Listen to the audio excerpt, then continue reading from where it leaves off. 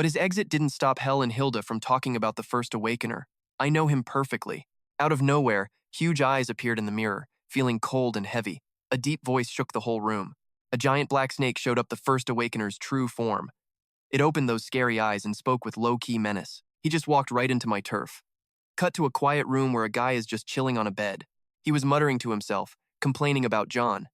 That girl is 100% up to something. Right then, Fafi, the baby dragon, yawned and blinked. Seeing the little guy awake, Jian gave a soft smile. He rubbed its head, totally lost in his thoughts, while his hand kept petting Fafi's scales. His head was spinning with math-human experiments and limit-breaking drugs from before he went back. Was it all about Ya? Fafi loved the attention and wagged its tail like crazy. Then, a shadow suddenly burst up from the floor.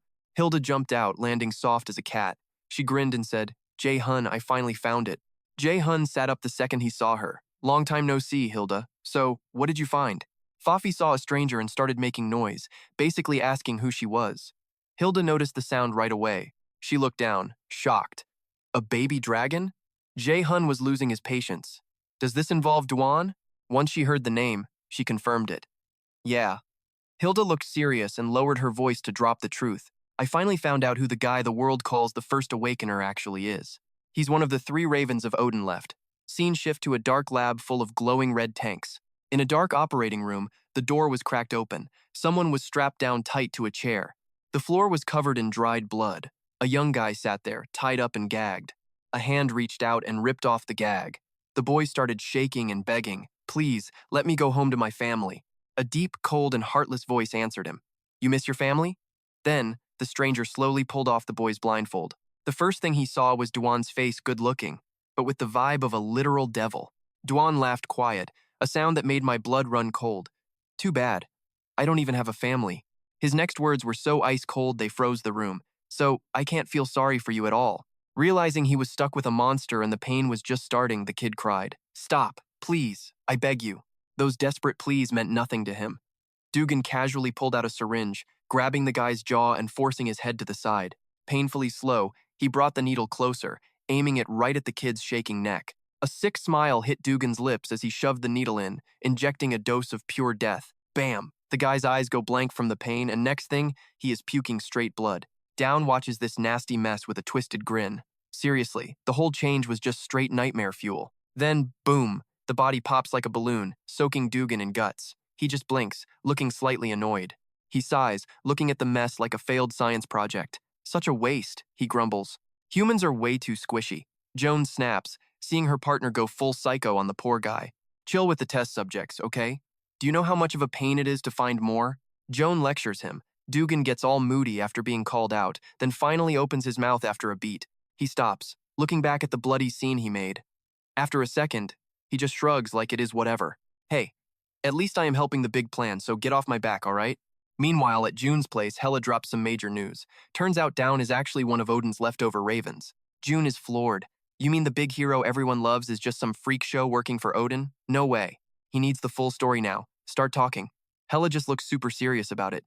"Like I told you, that first hero guy was never human." Her voice is calm, but totally creepy.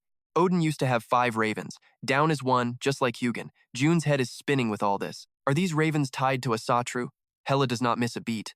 "We gotta take them out, pronto. If we wait, they will just get stronger. If they win, there is no stopping them. It's game over. We gotta find them before things get messy."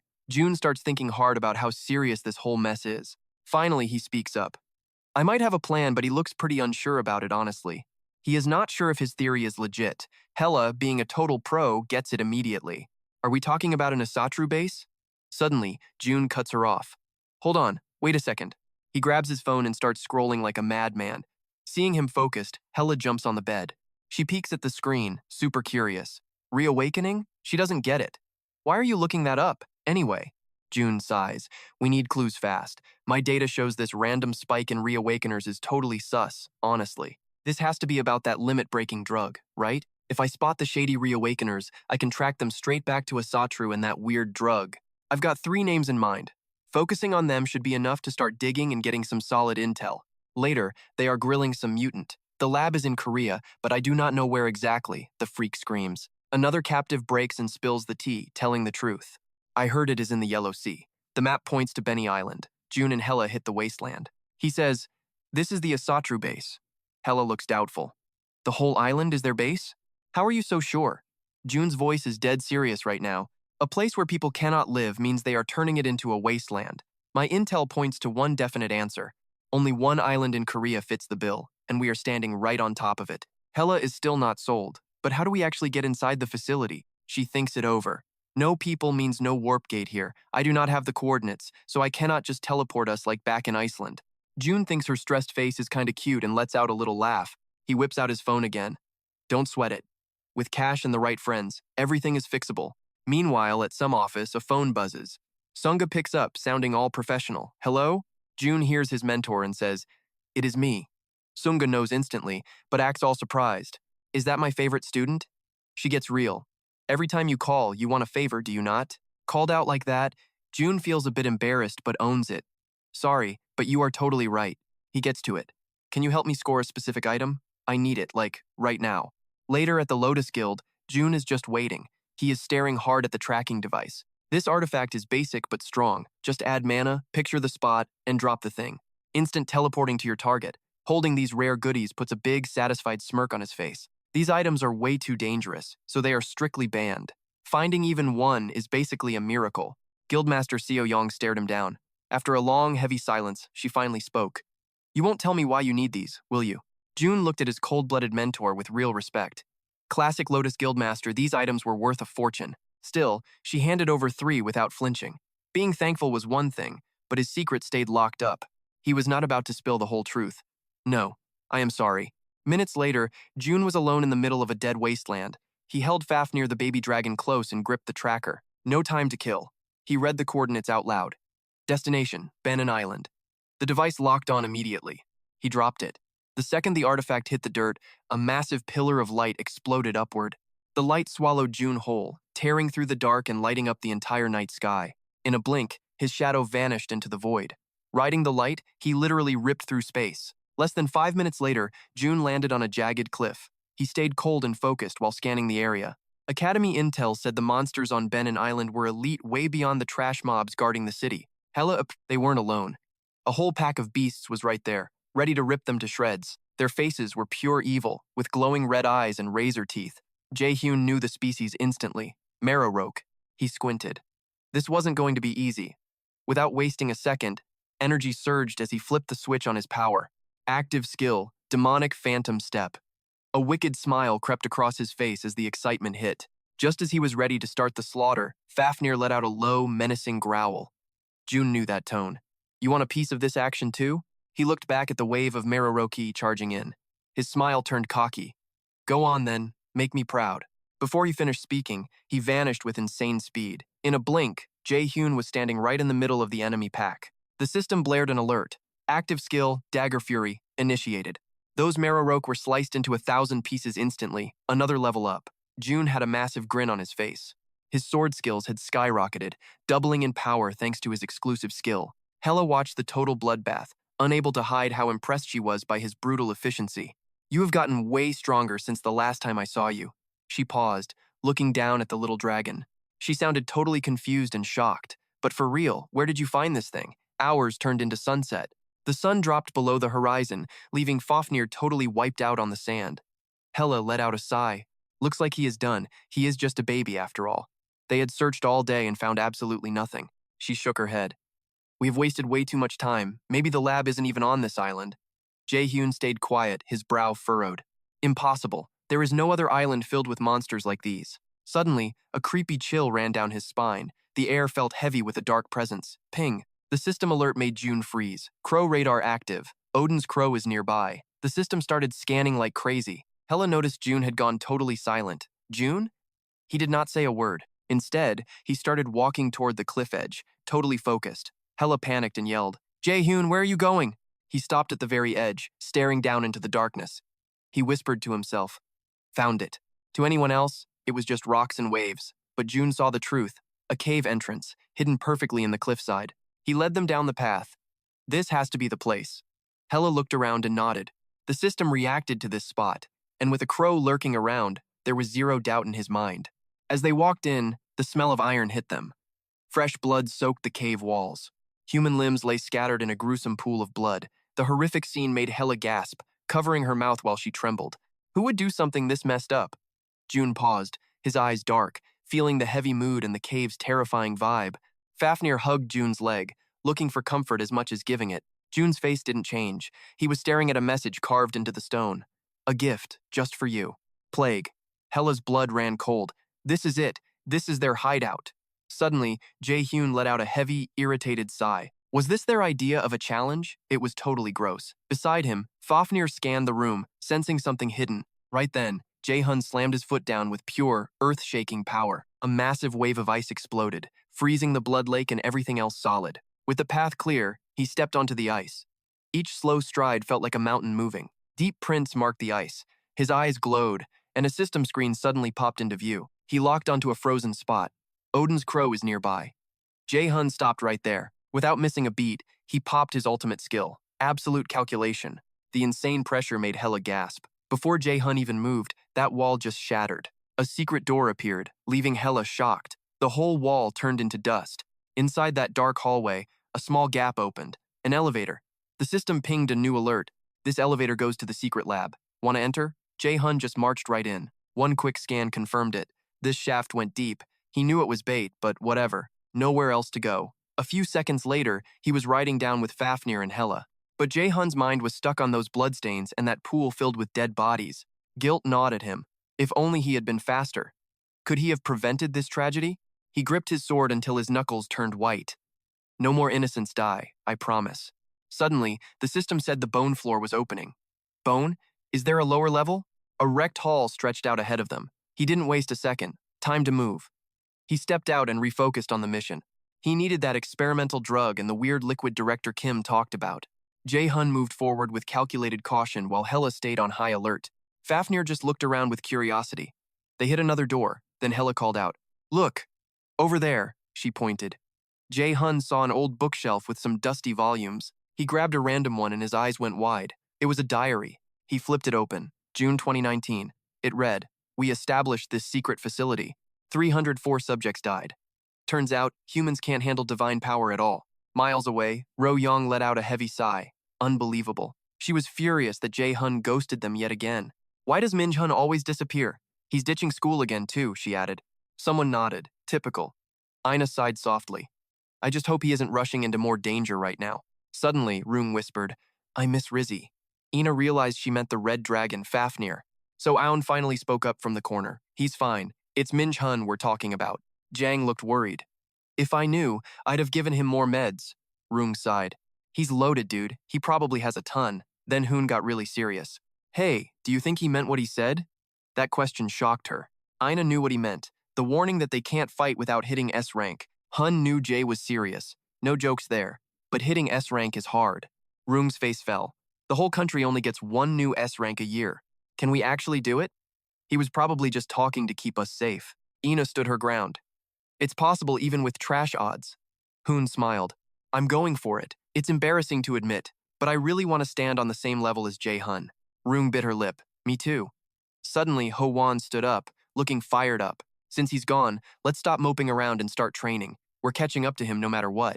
They had no clue how brutal training would be. June sighed, feeling the pressure. How'd I end up here? He looked back at the bloody diary from the lab. 304 dead. Humans just have zero resistance to the power of gods. They can't handle Odin's blood. What a total waste. The writer sounded like a jerk. He was sick of failures, seeing humans as nothing but bugs unable to handle the glory of a god. This research is hitting its limit. I have to drop the blood dosage to the absolute bare minimum. June scanned the page about that mystery liquid in the power-up potion. The notes stopped right there. The truth was coming out. The secret ingredient wasn't magic, it was the mana-infused fluid running the potion. It was the literal blood of Odin. Jae-hyun felt a cold chill. He was shaking, but forced a breath. He needed to stay sharp. Stay cool, he whispered, trying to get his nerves under control. He flipped to the next page. The entry was from December 2019. The best move is making antibodies first, then injecting the subjects. I will need way more sacrifices next time. Absolute madness. May 2020. Conclusion. Antibodies are a total bust, but this isn't a total waste of time. Things are looking up. By watering down the blood, I found exactly how much divinity a human soul can take. Everyone is different, but the data is solid. After months of brutal testing, the writer had a breakthrough. The November 2020 entry said, I found a massive secret. First, the younger the kid, the better they take it. From now on, I only want teen sacrifices. But the nightmare got worse. The second fact was even darker. The weaker the human, the easier they absorb it. Bad vibes like hate and jealousy actually speed up the whole awakening process. But you might go insane.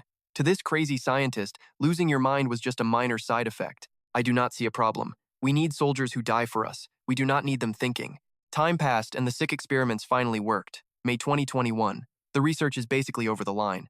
I finally cleaned the blood and cut the side effects. Fresh test subjects just arrived today. It is a success. I report to Odin soon. 3 months later, the experiment was done. May 2021. Mission accomplished. It worked mostly. Not for everyone, but for their evil plans, it was more than enough. In Odin's upcoming war, the limit breaker is the main weapon. June finally saw the truth. Everything made sense now about the missing students. The disappearances at the school were no accident. They hunted students because they were young and weak, the perfect bodies to hold the blood of Odin. June was absolutely fuming. For the sake of those lost kids, he swore to erase these researchers from the face of the earth. This sin stops now. The killer vibes coming off him were so heavy that Fafnir started panicking. Veins popped on June's neck as he ground his teeth in pure rage. No more victims, he swore to himself. Moments later, Jae-hun moved out. The basement elevator opened and he saw a single shelf holding one creepy old book. Without stalling, June walked toward the shelf. He was confused as hell. What was this? Why was this huge room empty? Just one book. Suddenly, black smoke blasted out of the pages. The book flew open, screaming with pitch-black spiritual power. The mana explosion caught him totally off guard. June yelled, "What the hell is this?" The darkness flooded the room, pushing the whole group back. Even Hill freaked out, screaming for her master. Fafnir was not doing any better either. The poor creature was swallowed by a massive mana wave before it could even squeak. Then, the system hacked their whole reality. Alert, you entered the theme. Welcome to the storybook. Meet the boy who wanted to be a hero. In an instant, the entire crew was sucked into that cursed book. The darkness vanished back into the pages like nothing happened. With its prey inside, the book slowly snapped shut. The room went dead silent again. The book sat there. Meanwhile, Jae-hun was sinking into the void, missing the system alerts flashing everywhere. From now on, you are the main character. A flood of data started crashing into his brain. Follow the plot to beat the dungeon. Your high rank gives you some resistance to the mind sink. Sinking complete. Current rate 50%, darkness gone. June woke up in a strange bed inside the body of a kid. He sat up, head spinning with panic as the plot downloaded into his mind.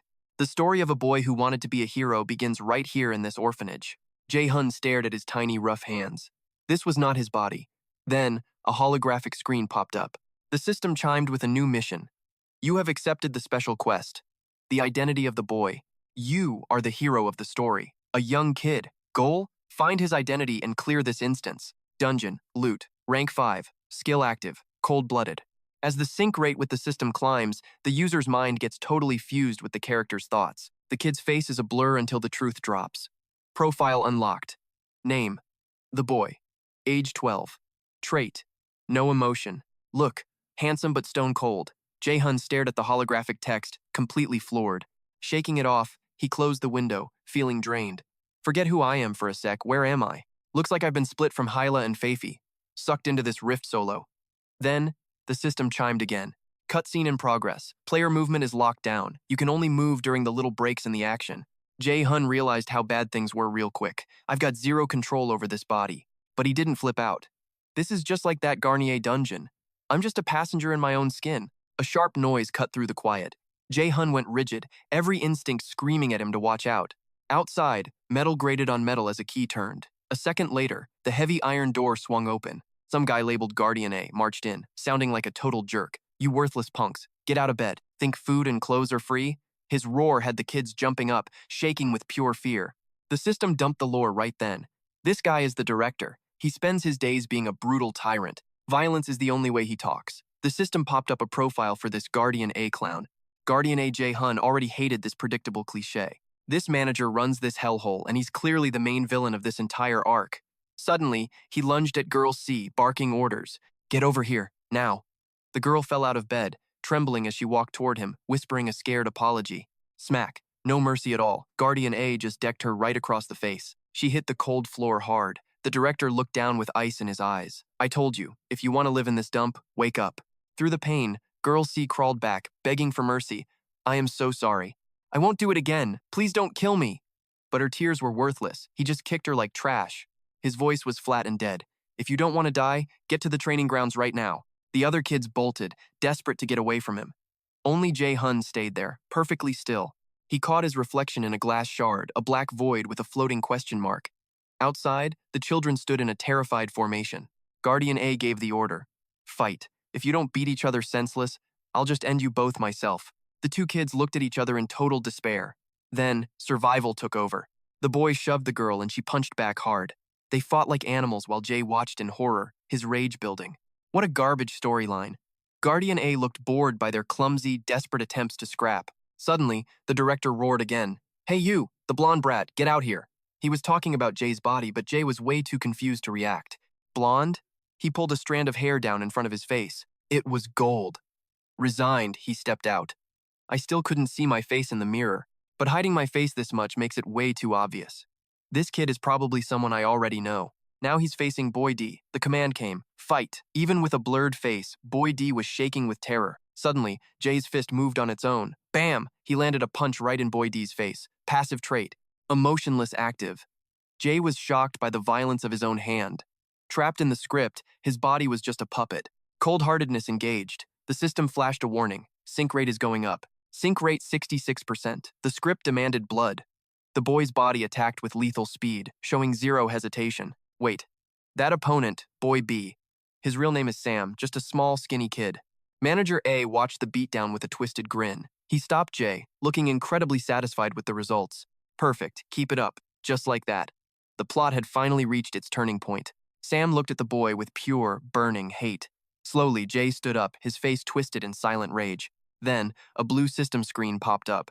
Update, character data, subject 2. The window showed the truth about this kid. He was a total snake, sneaky, manipulative, and a pro at turning other kids into his personal pawns. The story showed a memory of Jay being bullied by Sam and his little gang. You absolute trash, Sam yelled, pointing a finger while his voice dripped with pure poison. We were supposed to be on the same team. Traitors like you don't get mercy. After using Jay as a literal punching bag to blow off steam, the squad turned and bailed. Now he was just lying in the dirt, staring at the sky as a brutal truth hit him. Damn it. It had been forever since he'd taken a hit that hard. He clenched his jaw, forcing the thought deep into his brain. This wasn't just some random beating. It was a lesson from the script of this garbage world. He etched a new rule into his soul. If you start a fight, don't just win. Make sure the enemy stays dead. Leave them breathing and they'll eventually come back to rip your throat out. By the next morning, the gym turned into a slaughterhouse. Jun squared up against his sparring partner. In a sudden burst of violence, he didn't just fight. He ended Sam's life. In his mind, he stared at his palms, covered in thick, dark blood. It was over. He had taken another soul. Sam was just a cold body on the floor. A heavy, suffocating silence choked the entire arena. The other kids just stood there, paralyzed by the sheer brutality they'd seen, shaking their heads in total shock. Terrified eyes flickered toward Manager A. Everyone was thinking the same thing. Would the manager kill June for this? The kid just committed actual murder. No matter the reason, taking a life was a sin you could never truly wash away. Everyone expected a brutal punishment, but reality flipped the script. Manager A started clapping, a crazy, manic look in his eyes. He didn't yell at June. Instead, he praised him. Magnificent. You might actually be worth something after all. The manager's applause sliced through the quiet like a knife. He kept going, his voice echoing. Don't let trashy moral values slow you down. Right now, every single one of you is just a tool for him to use. Actually, no. You are all garbage. You don't even qualify as tools yet. Just trash. In that moment, clarity hit June like a bolt of lightning. He knew exactly what he needed to be. From that bloody day on, the whole vibe at the orphanage shifted. The kids didn't need orders anymore. They started taking each other out because they actually wanted to. Whether in the halls or the gym, nobody stopped them. It wasn't a school anymore. It was a desperate, bloody fight to stay alive. Killing was now their only instinct. And June, the guy who started this hell, just watched with a cold, distant smile, acting totally unbothered. Suddenly, a massive spike of pain hit his head. June grabbed his skull, his face twisting in agony. He fed himself that lie again. He didn't kill Sam for some heroic reason. It was simple. Kill or be killed. That was the only rule left for him. Damn it. Holding on to his own sanity was getting tougher. His mind was fading out, blurred by the side effects of this synchronization. A desperate fight for control showed on his face. Just resisting wasn't enough. If this kept up, his real self would be wiped out. He only had one exit strategy. He had to stay conscious, figure out whose body this was, and ditch this hellhole right now. It was his only move. Months vanished in a blur of constant violence. Finally, a dead silence hit the orphanage. Only one kid was left standing. Everyone else was dead. No, he'd finished them all. June told himself it had to be done. And just as that dark thought landed, a man stepped out from the shadows. The stranger sounded eerily calm. "I am Hujan, the raven who serves Lord Odin himself. I am not going to waste my breath. Join Akatru, become a raven, a loyal believer who does his will." June gave him a cold, hard look. "If I serve Odin, what's in it for me?" Hujan's voice got deeper and heavy. "Lord Odin grants you this special blade. Look at Tarfing, a cursed sword made by Odin's own bloodline at his direct command. It is a rare artifact, a true treasure of this world. This blade grants you 3 wishes, but mark my words deep in your soul. The second that third wish is granted, the sword collects its debt." As he talked, Hujan's body started turning into mist. "It will swallow your entire existence." June didn't even blink. He just nodded and stated the one thing he always wanted. Without hesitating for a second, he whispered, "I want a family." He felt absolutely nothing. He knew this hollow feeling made him a perfect weapon, but a question started biting at him. What even is a family? The cursed sword gave him an answer. Reality shifted and suddenly they were there, a foster dad, a foster mom. At first it was okay. They sat together at the table. His foster mom spoke with a kind of warmth he'd never felt before. "Here, give this a try. It is beef stew, made just for you." Next to her, his new dad grinned and handed him a gift. "And this is yours, son, a book of fairy tales." For just a second, June felt like he was finally whole. Even with no blood connection, their love felt scary and real, but he couldn't grasp it. Why love a monster like this? He stared at their smiling faces, paranoia kicking in. Why are they feeding me? What is the catch here? Orphanage memories crashed back into his skull. If you are not useful, you are dead meat. Anyone who could not prove their worth got slaughtered. That was just the law of the land. This kindness made zero sense. The unknown was a threat. Duan's eyes widened, darkness swallowing his gaze. This is a trap. If they do not need him, they will kill him, just like those kids back at the orphanage. After overthinking for a long time, a terrifying realization took root. This was a kill or be killed reality. To survive, Duan had to strike first. It all went down on a bitter winter day. As the fireplace crackled with fake warmth, his foster father's trembling voice shattered the silence. "Why? Why are you doing this, son?" the old man stammered, begging for his life. "Please, I beg you. Just calm down and put that sword away." Duan's grip tightened around the hilt until his knuckles turned white. He ignored his father's desperate pleas entirely. No, there was no reason to listen anymore. In the next heartbeat, he lunged. His mind was consumed by one dark directive. Duan would slaughter them before they could even lay a single finger on him. This cold life only taught him one lesson. Swing your sword first or die. Mana surged into the blade, making the steel hum and glow with lethal light. Suddenly, Jian's desperate scream echoed in his mind. "Stop, it actually worked!" The blade froze inches from his foster father's neck. It turned out Jian managed to seize control of half the body. In that frozen moment, Shan Wu's face flashed through his mind, followed by a gentle, haunting smile from his mother. Jian struggled to hold back the killing blow, screaming internally to halt. Confused by the resistance, Duan's voice rasped out. "What? What is happening to my body?" In that split second, Jian realized the truth. He had regained a fragment of consciousness and wrestled back a tiny sliver of control. If he could just sheath the blade now, but he was too slow. Duan's body snapped into action and ruthlessly cut down his foster father. And just like that, the cold-hearted Duan slaughtered both his foster, mother, and father. A holographic window materialized. The synchronization rate was skyrocketing. Jian reeled in shock as his spirit finally stabilized. What on earth? The system screen flashed an ominous notification right before his eyes. Current synchronization rate 100%. Complete immersion. Interference prohibited. Blood from the man's severed head sprayed the room, painting the walls crimson. Right before Jian's horrified gaze, the old man breathed his last. Jian's eyes widened, trembling with sheer terror at the sight of the gruesome spectacle. A strange sensation washed over him. Damn it, his consciousness was beginning to blur into the void. What was even the point of this? What did this cursed novel, the story that led to his death, want to show him in this twisted moment? Then darkness. All that remained for Jian was a crushing emptiness and an unquenchable thirst. He snapped awake, looking around wildly. Where am I? The system responded instantly. This is a blank point in the current scene. User action is unrestricted. Hearing this, Jian's heart sank. A blank point meant he was still trapped inside the novel. He looked down at his clothes. It was the uniform bearing the crest of the Akatru Demonic Sword Academy. After scanning his surroundings, the realization hit him hard. Yes, there was no mistaking it. This was Duan's personal quarters. Jian's mind raced. He had to seize this golden opportunity. Somewhere in this room lay the key to uncovering Duan's mysterious background and the secrets of the dungeon. He immediately crouched down, scouring the floorboards. In a flash, he was peering into the shadows under the bed. Damn it, he hissed. It is not here, either. He could not give up. This was the only time he was not bound by the cutscenes. There had to be a clue somewhere. Suddenly, something caught his eye directly in front of him. A pair of gloves. He quickly snatched them up, eyeing the items with suspicion as he examined them closely. He muttered softly, testing the weight of the white gloves. A spark of recognition flashed in Jian's eyes. He had finally found the hidden piece of the puzzle. In that instant, he knew why he had been brought to this specific moment. The system chimed in. Item identified. Primal gloves. Resonance detected in inventory. Blank point concluding. The freedom faded as the cutscene took over, and the novel's timeline began to accelerate rapidly. Jian remained totally numb, unable to feel a single emotion. Years drifted by in a blur as he grew into a man, trying to escape the suffocating boredom of this hollow and empty existence. John made a choice. He was heading out on a quest to get his feelings back, no matter what they were. Fake love, trashy pity, even holy salvation. He wanted it all. Jihyun threw himself into anything that might trigger a feeling. But man, he found absolutely zero in the ruins of those attempts. That is when Hojin showed up, knowing all about his desperate hunt. Reaching out a hand, Hojin spoke with a super mysterious vibe.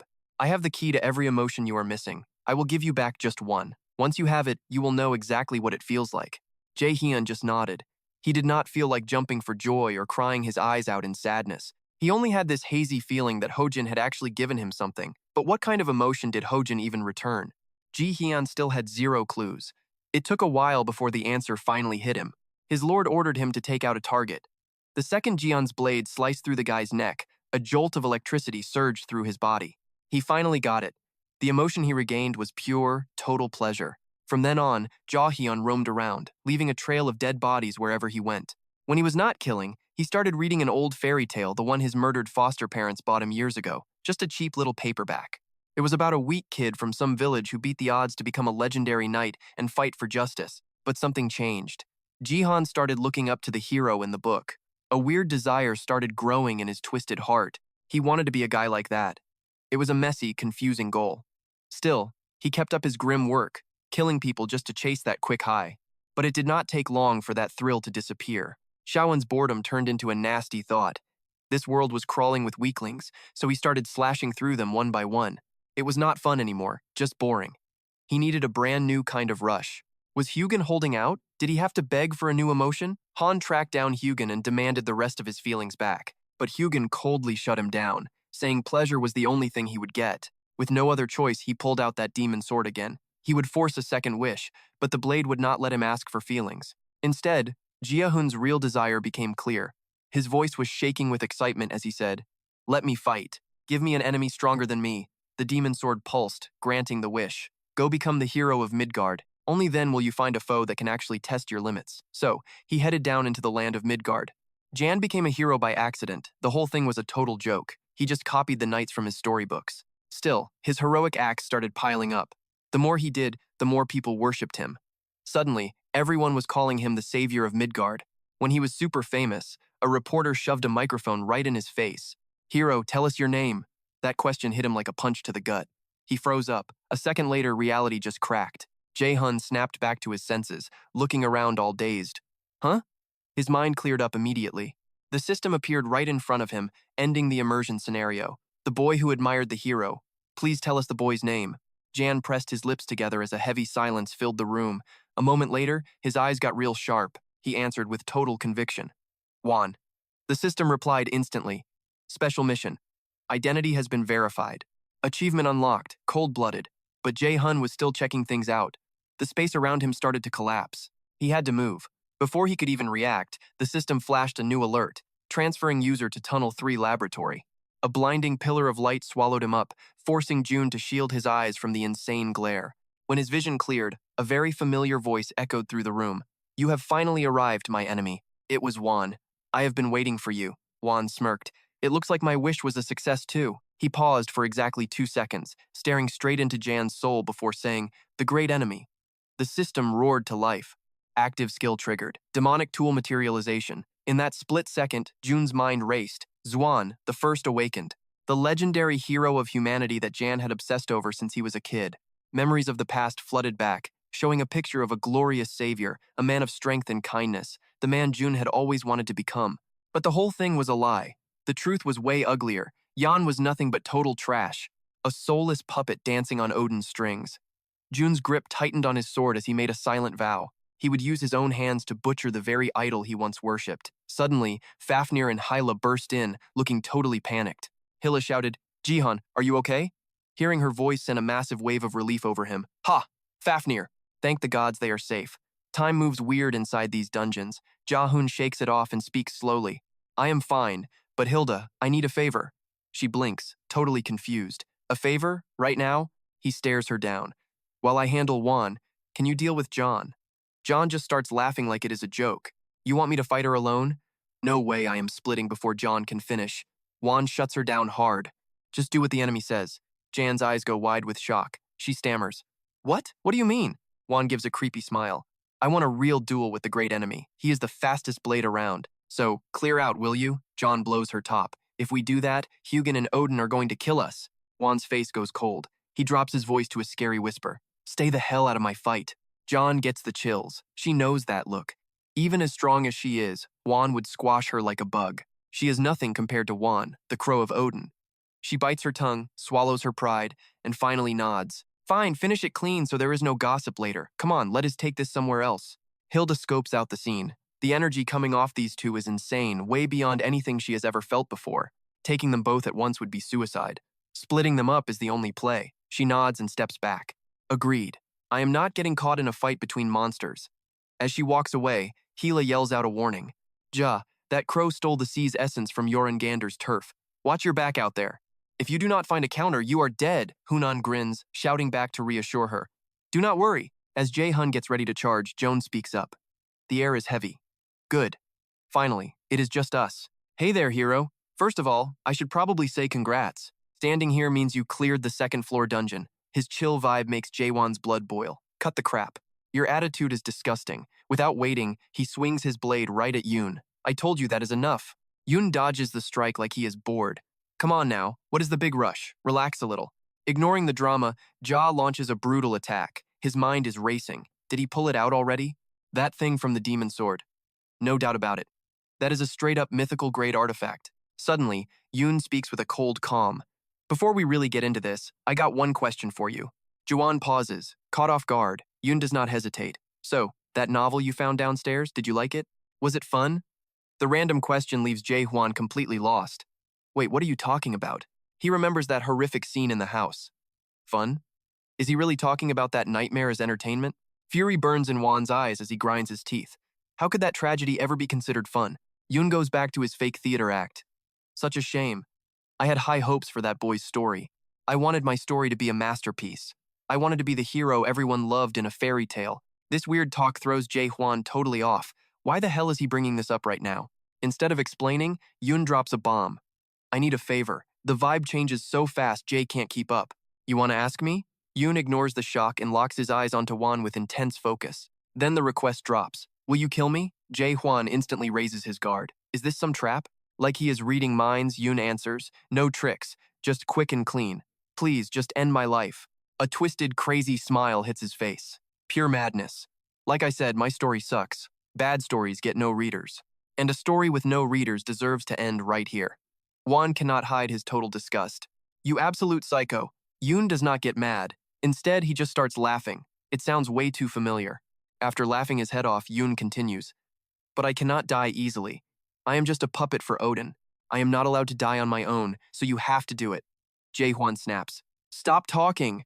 He lunges forward with total killing intent. "Fine, I will kill you, but I am doing this for myself. I am ending you because you are a piece of garbage." Weirdly enough, Yoon looks absolutely thrilled. "Enough talk, let's do this." Jae's blade screams with bloodlust as he goes for the first strike. Clang! Yoon blocks it easily. Just one move, and Jae-hwan knows he is way slower than this guy. But wait, the system pops up. Active skill chain lightning is now activated. Jae-hwan prepped his shield, but the sneak attack grabbed Yoon's attention. Well now, that's what I call a plot twist. In a heartbeat, Yoon clocked him. "Stop playing around." You're still holding back your real power, aren't you? Yoon lunged before the words even landed, shoving Juan back. Jay's brain short-circuited. Yoon just hit a god-tier level. He's barely unlocked stage 1, though. He can't keep this up forever. I just need one opening to end this clown with a single shot. Focus. Trace his path. Time is breathing. Juan went full beast mode, charging into certain death. But Yoon deflected him effortlessly.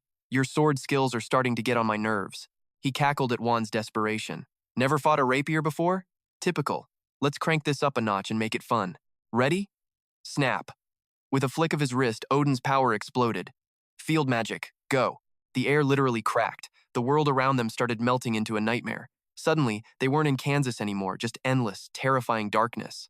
What the hell? Field magic, cruel fairy tale active. Jae-hwan choked, eyes darting everywhere. You can cast field spells too?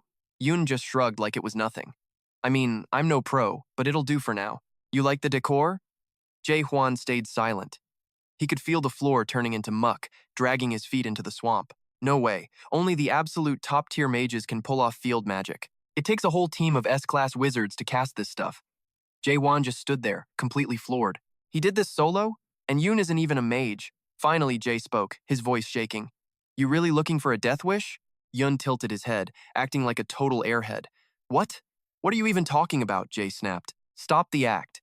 You're literally burning your own soul just to keep this room open. A grin spread across Yoon's face as he finally leveled with him. Every finale needs a big finish, right?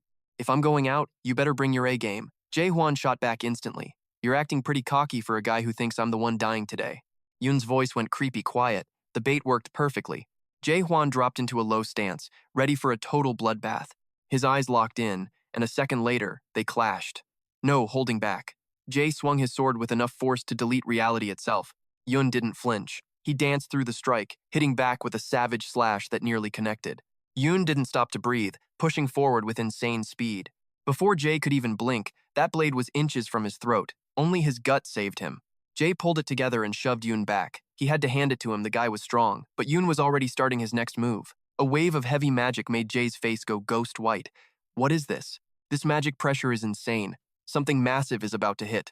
A red blast smashed into Jae's shoulder like a semi-truck. Blood sprayed everywhere as he let out a scream of pure pain. Recognition hit him immediately. Is that the treasure stolen from the Jormungandr Sea? Yoon feigned a shocked look. Oh, you heard about that? Jae forced himself to stay calm. The ocean essence, a stone that gives you total control over water.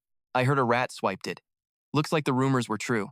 The First Awakener had literally looted that stone from Jormungandr's own turf. That stone belonged to the World Serpent, Loki's kid, and a heavy hitter in the Anti-Aya alliance. But while Odin had that snake on a leash, Yoon stole the goods and bolted. He didn't even try to deny it. I figured this shiny little toy would make this fight a whole lot more interesting. As Jae triggered his healing arts, the system popped a notification. Skill sacrifice active. Yoon's eyes went absolutely feral. Didn't expect you to have top-tier healing too. Then, it hit. The entire atmosphere felt like it was breaking. The system screen flashed red. Divinity released. Next thing you know, Jae vanished into a blur of motion. As you wish. Before Yoon could react, Jae unleashed an absolute nuke of power. Jae's voice boomed with total authority. I'm ending your miserable life right here and now. Meanwhile, in the outer dimension, the shockwaves of their fight rattled the void. Yan looked toward the noise. Sounds like the party's popping off. So, what's the move? I handle this, or are you jumping in? Fafnir let out a deafening roar. The beast glared at Yan, basically trash-talking her for being so disrespectful. Yan went quiet. That little hatchling, I knew something was up the second I saw it. She checked out the beast, a red dragon, glowing with a golden vibe, but the crazy power coming off that little body was anything but normal. Size didn't matter because this thing's potential was off the charts. She started piecing together Fafnir's actual backstory. Was this monster raised by the big bad? Hold up, answer me one thing first. Hela jumped in, sounding totally curious. Who even are you? Yan just shrugged like it was nothing. Just a humble servant. Hela's eyes narrowed, looking for a lie. Servants like you, she stared at the bracelet on Yan's wrist, don't usually pack weapons of mass destruction. Yan let out a cocky laugh. Oh, this? Honestly, it is a little heavy for me. Hela recognized the relic and felt a chill. That is an ancient artifact given by Odin himself. I saw it in some old visions. Well, it happened way before I was born. That bracelet's origin is straight legendary. It is Odin's Dropnir, a power that rips open portals and moves entire armies across different dimensions. Jan raised her hand with a smug, arrogant grin. Looks like trouble is finally brewing. Shouldn't you be worried about bigger problems? Hela looked lost. What do you mean? You think you're weaker? Hela ignored the trash talk. If I'm right, you wasted all your juice fighting Heimdall. You sure you've got enough left to take me out? Hela sneered with pure disgust. But as Hela's energy flared, the goddess looked shocked. You really underestimated me. I am the avatar of hell. She tilted her head as a heavy energy filled the room. There is no world where I lose to you. Hela raised an eyebrow. Are you one of Odin's ravens? Her body turned into black smoke, spreading like a literal plague. With one move, a giant hand made of shadows lunged at Yan with some serious force. Yan couldn't read the move, so she flipped back fast, barely dodging the hit. Yan clicked her tongue. Hela's fighting spirit was still burning like a total inferno. I just wanted to mess with her, make her shake, but the bait failed. Real fear started hitting Yan's heart. She turned on the bracelet. Avatar or not, she's still a god. Yan's hand shot straight up. A massive black hole ripped open at her command, ready to swallow every single thing. I wanted to save this for the main boss, but the void was hungry, eating everything and getting bigger. Hela and Fafnir reeled from the gravity. The power of the golden bracelet, Dropney, finally awakens from the abyss. A giant beast comes out, radiating a vibe that's totally overwhelming. It acts like a living portal, letting a bunch of nightmares into our world. But facing this darkness, Hilda doesn't blink. She just smiles while the horde flows out of the void. Hela stays put, looking completely chill. Her eyes weren't scared, they were full of pure hate for the enemy. You picked the wrong fight. She says it cold. You really think a piece of jewelry makes you a god? John's face went dark. What are you talking about? Hela laughs, a creepy sound that cuts through the noise. Did you forget whose blood I have? Her eyes glow with two colored flames. Your ignorance is going to kill you. Suddenly, reality starts to crack. Huge tears rip through the space all around them. The holes in the dimension widen, shredding the air. John turns white, totally paralyzed. This energy rivals Dropar itself. But Hela isn't done. An army of skeleton soldiers charges out from the darkness. This is the scary power of hell. Hila's stare cuts through John, exposing all her secrets. There is more than just magic here. With a wave of her hand, Hela orders the undead to attack. John starts shaking, refusing to believe her eyes. Impossible, she screams. You are just a cheap clone. How can you use the authority of Helheim? How can you rule the dead? How do you have this power? John screams, totally losing her mind as her world breaks. A clone? Hela laughs, and it sounds deadly. Is that what you think? She walks toward the panicking woman. Let me teach you something, Hela says calmly. I am not weaker than the original. Honestly, I have surpassed her. You want to know how? The truth finally comes out. That day, I fought him and I should have died. Old memories flash before her. My body was wrecked, too weak to keep going. I was basically standing at death's door. The flashback shows her surviving. But John, he poured his divine power into me just to save my life. John screams, terrified and confused. So what? Why does that matter? Hela's voice is smooth. It's simple, really. When he tried to snatch that power back, my body straight up rejected the pull. Hela raises her hand, clenching a fist like she's crushing the very air. My body didn't just survive, it leveled up. I soaked in even more divine juice, fusing it right into my soul. At her word, the skeletal goons roar, fueled by pure rage. Tear her to pieces, Hela commands. John isn't backing down. Panicked, she sends her beast to block while she charges in head first. Kill them all, damn it, get in their way, John snaps. The tide is turning. She grits her teeth until they are about to shatter. I've got no move left. Even though June will be ticked off, she triggers the failsafe. John summons the black hole again. It's a total gamble, she thinks. I don't have the right coordinates, but I have to bounce. The fight is brutal, steel hitting bone. Suddenly, a massive shadow blocks her out, cutting off any chance of escape. John freezes. I just need to hop to another dimension and lock the door, she thinks. It is my only way out. I have to move. But when she looks down, total despair hits. Standing there is Fafnir, the legendary beast, the archenemy's own pet. John screams, firing a massive blast of raw energy straight at the dragon. Get out of my face. The smoke clears to a total nightmare. Those red scales are glowing, not a single scratch. Fafnir just stands there, laughing at her. John's eyes almost pop out. No way. How can a stupid pet tank my full power? That armor is built different. Shaking. She looks back over her shoulder. Only one creature in the world has a defense that insane. Hela walks up, her vibe totally suffocating. Say hello to Fafnir. John gasps. I thought the boss killed that thing. Hila's face turns stone cold. Game over. John goes pale. She is backed into a corner with death on all sides. You're just a puppet for Ya. John laughs like a psycho, a broken, desperate sound bouncing off the walls. Terrified or not, she tries one last bluff. Fine, kill me, she yells. But if I go down, this whole world goes down with me. The commander cuts her off like it's nothing. You mean that army of the gods? John freezes, her blood turning to ice. How? How do you know that? That info is strictly off limits. John stutters, shaking with fear. Hilla just sighs. Looks like our archenemy is way sharper than you thought. Hilla smirks. Dark energy explodes from her, making the whole room tremble. Listen up, she whispers with a deadly edge. It's been a minute since I let this loose. Suddenly, a pitch-black magic circle glows under John's feet. Hilla starts the dark chant. I, Hilla, agent of hell, hereby deliver the underworld's judgment. You are going straight to the deepest, coldest pits of Helheim. The death magic gets heavy, choking out the light. As John gets pulled underground, Hilla drops the final curse. Let your soul be ripped into nothing. You'll never find peace. In a heartbeat, she's gone. Total silence. Only her severed hand is left on the cold floor. Hilla looks at the spot with zero emotion, making sure she's done. A second later, even the hand turns to dust, leaving nothing but her gear behind. Hilla reaches down, grabbing the loot. Right then, Fafnir drops from the sky, looking like a total boss in all his glory. Hilla gives a soft smile, her voice actually kind. Thanks. You're a brave dragon. Take a break now, my friend. That magic wall up ahead is a fortress we just can't crack open quite yet. Following Hilla's lead, the massive dragon Fafnir hits the ground, letting out a tired sigh as he falls into a deep sleep. The scene flips. Miles away, two titans are going at it. June versus Juan. It's a god-tier stalemate. Blade hits blade. But honestly, neither fighter has even broken a sweat yet. Even in a deathmatch, they're acting creepy calm. Heard you finally tapped into that divine power. Juan mocks through the sparks. Not bad. Actually, it's better than not bad. As they back off, June's comeback lingers. Juan just raises an eyebrow. Oh, really? Then maybe I should give you a taste of real despair. Before he finishes, the ground turns into a swirling liquid trap. The floor change catches him totally off guard. What the? The ground is gone. Activate magic. June blasts the water, using the kickback to fly into the sky. His brain is moving at 1,000,000 miles an hour. I can't move right. This ocean setup completely kills my speed. System alert. The screen starts flashing. Skill, active, frozen. Ice locks in instantly. He hits the surface, catching his breath while Juan just stares him down. But then, June's eyes go wide with pure terror. Juan has completely vanished into thin air. A freezing blade stabs his chest from behind. A silent teleport kill. Death hit before he could even blink. Did I scare you? Juan whispers.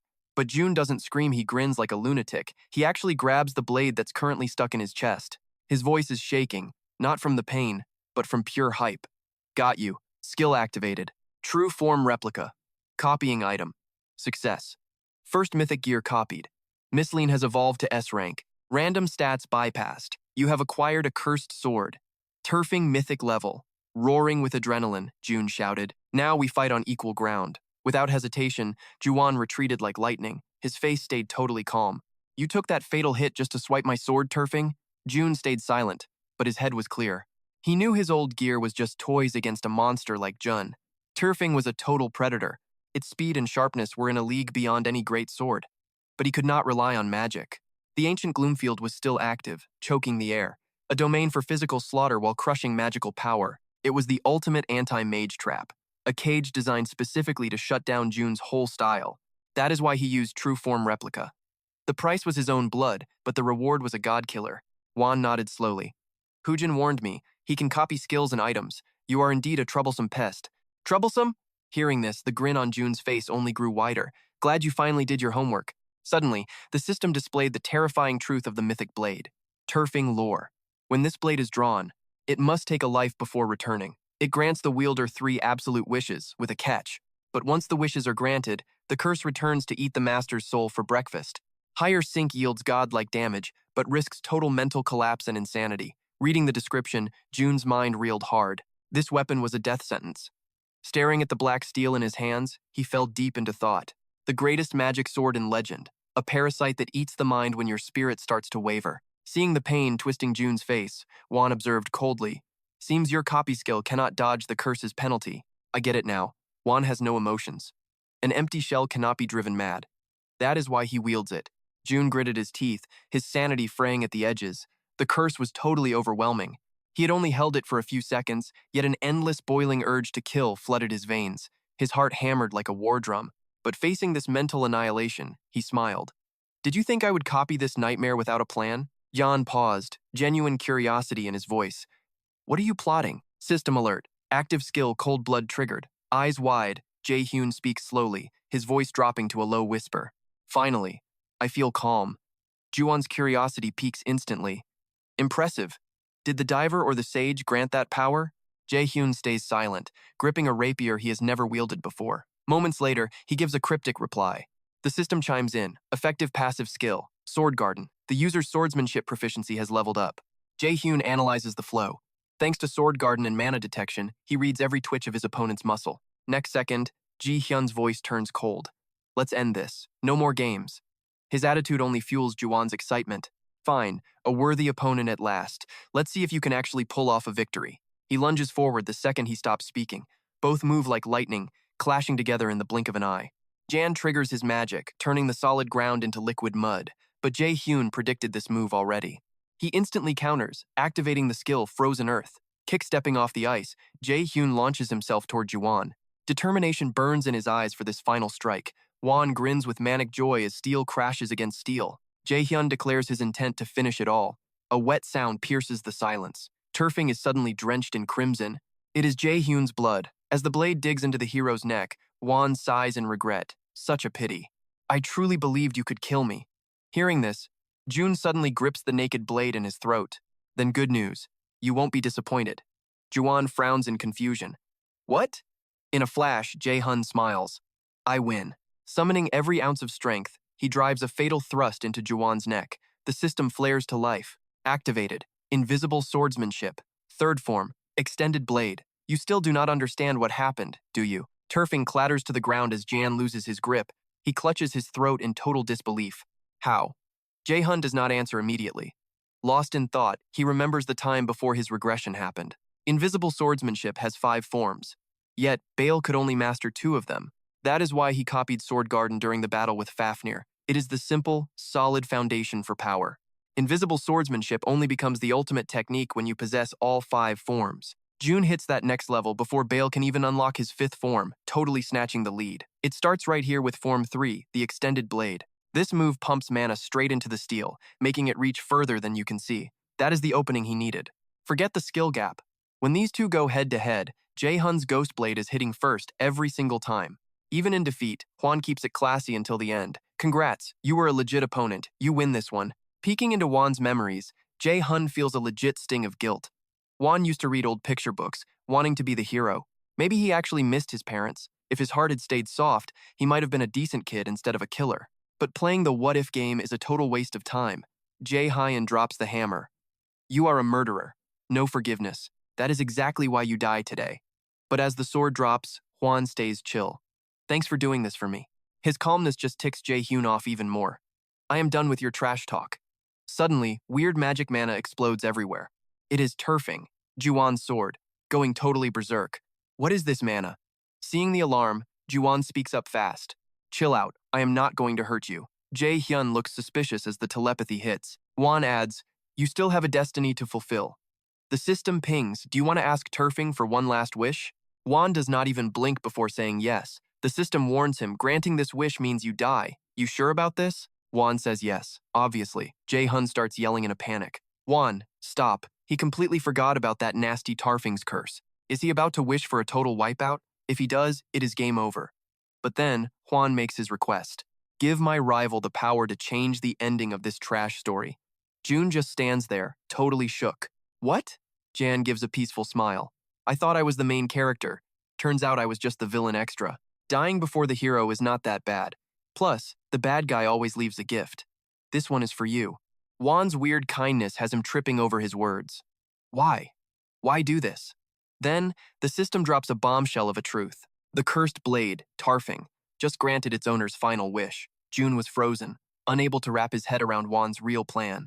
Hwan, is this really how you wanted things to go down? Jun's voice is shaking with pure intensity. Why make this your final wish? But this time, Hwan has nothing to say. The deal was done. While the silence hung heavy, a monster crawled out of the void. The debt collector is here. Later, my worthy rival. Or should I say, the real main character. Those were Juwon's last words, spoken with a sad smile before the beast ate him. Jun watched it happen, brain working overtime. So, that is the catch. It takes the user's life instantly. As Juwon faded away, the monster that took him out started turning into a thick gray mist. Curious, he reached for the drop tearing. But the second his fingers touched the handle, Jun saw the blade was literally vanishing. Right, a blood-cursed weapon. It was built to only exist as long as its master was still drawing breath. Now, it was just turning back into nothing. Still, June smirked. He had already used his copy skill. Just because the physical sword was gone did not mean its juice was gone too. Next second, a golden alert flashed. It was unlocking a secret feature inside Odin's lost eye. You have just earned the active skill, Eye of Insight. Detection is merging with his power. Integration finished. Skill is active. Eye of Insight is on. Rank S effect cuts through all lies to see the true nature of things. It reveals the rank and power of enemies and ancient gear. Reading the alerts, June was blown away. Is this it? Is this the parting gift Juan wanted to leave behind for me? With just this one skill, the whole war had changed. June finally had a real trump card. In the fights against the Acier gods, he would finally have the lead. Suddenly, reality itself starts cracking like glass. The system confirmed the crash. The dark fairy tale field is gone. Stepping out of the wreckage, a familiar voice yelled, "Jae-hyun, you actually did it. It was Hela." "Hela," he said, feeling relieved, but she got straight to it. That guy was carrying a legendary artifact, she noted. June just shrugged, keeping it cool. In the end, he was still just a crow, Hela teased. "Oh, really? Because I am pretty sure I just saved you from getting skewered by that crow like 2 seconds ago." June quickly changed the subject, acting clueless. "Nice job, Hela. Since you are here, does that mean you beat John?" Hela's face gets serious. "Yeah, I grabbed that drop near as well." June looked back. "I also got my hands on something, the giant's treasure. Do I need to give this back to the serpent?" Hela snapped back instantly, her voice like a blade. "Save it. You never meant to do it, did you?" June nodded. "For sure." He gripped the orb, ready to suck out all that raw ocean energy. The system pinged. Special item alert. Essence of the ocean. Legendary rank. This essence is packed with the sea's infinite energy, granting total water control and a massive power boost to all hydro skills. Checking the stats, June was blown away. No direct stat buffs, but this thing has some seriously insane potential. This is a total god-tier item. No wonder Jan was so desperate for it. The blue glow faded as it melted right into June's palm. But he wasn't done yet. June started scanning the ground like a madman. Hela watched, totally confused. "What are you doing? Are you actually looking for something else right now?" June kept his eyes on the trash. "That limit breaker medicine. It's gotta be here. I can't just leave something that lethal sitting around." Hela nodded, looking dead serious. "You're right. We can't let that fall into the wrong hands." Then, June saw it. "Gotcha." As he grabbed the vial, a sudden memory hit him like a truck. He remembered Director Kim's urgent plea from the investigation. Lena's voice started echoing in his head. "We're trying to analyze this stuff, but the sample is tiny. We've hit a wall. If you find more, send it over. It's vital for our work." I should send her a bit, June thought. But as for the rest, well, here goes nothing. Time to get started. Hela tilted her head, totally lost. "Wait, what? Get started with what exactly?" Her eyes went wide when she saw him pop the vial with a smirk. "Hold on, June. What are you doing?" "That's Odin's blood." Without hesitation, he just injected the whole serum straight into his arm. June breathed out, a smug grin on his face. "This is it. This is why I did everything. You know what's in here, right?" Hela turned pale as a ghost. "That's pure divinity. You can't just," but June cut her off. "It's a chance for god powers without having to kill a god. Throwing this away would be a total crime. Don't you think?" Hela stared at him like he was a freak. This was total blasphemy. "Oh my god, June, you've completely lost your mind." How could he even dream of before she could finish? The system started spamming notifications like crazy. Divine power increased. Divine power increased. Hela shook as she watched his insane ambition play out. He actually used Odin's blood to hack his way to divinity. June stayed chill, his logic perfectly sound. According to those basement logs, the people who died or went crazy were just regular humans with zero divinity. But I am built different. My mind won't break because I'm already qualified to handle this kind of power. The alerts kept scrolling. Divine power boosted. Unlocking a higher tier right now. June's eyes glowed with a dark vibe. Just trashing Odin's plan isn't enough. I'm taking every single thing he owns. Constant alerts rang out. A new slot just unlocked. He could finally hold a mythic grade skill of his own. A smug grin spread across his face as it hit him. Time to rob the gods of their very essence. Cut to the Golden Halls where Odin lives. The All-Father speaks with ice-cold calm. Our enemy just took out Dwellin. A second later, Hugin bows low to answer. That is correct, my lord. And it gets worse. We have confirmed that Chu is dead as well. We have lost Ra. Odin grips his throne until his knuckles turn white. It looks like the enemy is way stronger than we thought. We have to move, no matter the price. Before he can finish, Hugin interrupts with a shaky voice. My bad. But there is one more thing. Odin's voice booms. What now? More bad news? Hugin sounds absolutely miserable. Unfortunately, yes, the prophecy was actually true. The enemy has grabbed that limit breaker potion to use on himself. The news sends the old god into a panic. What? Hugin quickly adds his take. It seems he knows the potion has our blood in it. He plans to drink it to boost his divine power. Odin stands up fast, absolutely losing his mind with rage. How dare he? That's my own blood. A basic mortal thinks he can just steal my divinity? His voice dripping with pure venom, he gives a final order. Do not fail again. Catch him and toss him into the eternal prison. Back at June's place, the system pops up with a new alert. Divine slot, 1 of 2, is now unlocked. Reading the screen, he feels a wave of relief. Finally, the second tier of godhood has been officially unsealed. Before this, he was just scraping by on Thor's blessing. Now, June can copy another mythic grade ability. He starts thinking hard. Whose power should he steal next to become a total, unstoppable beast? He is still clutching that blank card from smoking the crow. Finding a god is usually a mission impossible. But then it hits him, he does not even need to hunt them. The gods are coming for him. Whether Jan likes it or not, they just cannot resist the urge to jump him. After all, he is the prophesied enemy. He has got to plan his next move. Hilla's voice suddenly cuts through the quiet. This heist definitely wrecked Odin's master plan. That limit breaker was the core experiment for Ragnarok itself. Jae-hyun nods along. Hilla keeps going, sounding impressed. It is lucky your divine power has leveled up like this. The Acier gods who used to crush you with 30% of their power? Yeah, they cannot touch you now. Hearing that, Jien touches his chest. He felt the change the exact second that second seal finally snapped. The power surging through him is real. He is finally strong enough to wreck even Heimdall. While Jien thinks Hilla dropped some strategic facts, Odin will be paralyzed for a bit.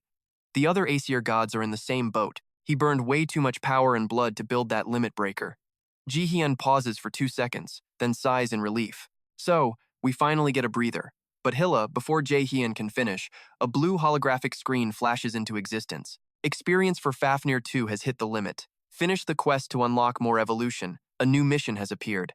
Side quest. The dragon's first growth stage. Pointing at the pop-up, he asks with curiosity. I should take care of this right away, right? Hilla checks the data. Fafnir was key in your last fight. Suddenly, the quest details fill the screen. Side quest dragon growth. The objective is simple. Kill the boss monster sleeping in Lake Chwenji, Japan, and find a way to evolve. Condition hunt 1 boss. Fafnir, 2 difficulty, S plus reward. Fafnir 2 level up. Hilla stresses how urgent this is. It stops the creature from running. Fafnir's growth is vital. Ji-hyun weighs the tactical edge. Fafnir's scales are legendary for defense, the absolute best of all dragon kind. The dragon is just a hatchling, weak and wide open, but this upgrade could turn it into a total fortress. Suddenly, Jae-hyun lets out a massive, heavy sigh. There is a huge problem. Hilla tilts her head, confused. Why the despair, master? Is something wrong? He hesitates, totally struggling for words. Then, finally, he just admits the truth. Even with Director Kim covering for me, I have ditched way too much school. This weird worry leaves Hilla blank-faced. Huh? He ignores her. Panic is rising. If I miss one more day, I am repeating a year. But I cannot skip this quest. What am I supposed to do? As he frantically scratches his head, something catches his eye. His phone starts buzzing. A text from Kim Yoo-jung lights up the screen. Hey, what are we packing for the field trip? Bring snacks. Jae-hyun stares blankly, the gears slowly turning in his head. It takes him a minute to realize the golden opportunity she just handed him. Meanwhile, at the academy, Lena walks down a quiet path, lost in thought. Suddenly, a familiar voice calls out her name. Hearing her name, she spins around. Lena recognizes her instantly. Suna, what is wrong? Suna's face turns deep red. She fidgets, stammering. Finally she gathers the courage to ask that guy, John, does he have a girlfriend? The question catches Lena completely off guard. Huh? She recovers quickly, shaking her head. I do not think so. Suna's face lights up with pure excitement. Really? Without a second thought, she shoves a letter into Lena's hands. Breathless and urgent, Suna pleads, can you please give this to him? Lena blinks, totally caught off guard. Huh? Before she can even process, Suna dashes off, shouting back, make sure he writes me a reply. Lena calls out, wait. But it is way too late. Suna is already long gone. Defeated, AA looks down at the envelope. A thought crosses her mind. It is actually a pretty cute letter. But then a strange feeling hits her. Why is she so irritated? A wave of annoyance spikes right in her chest.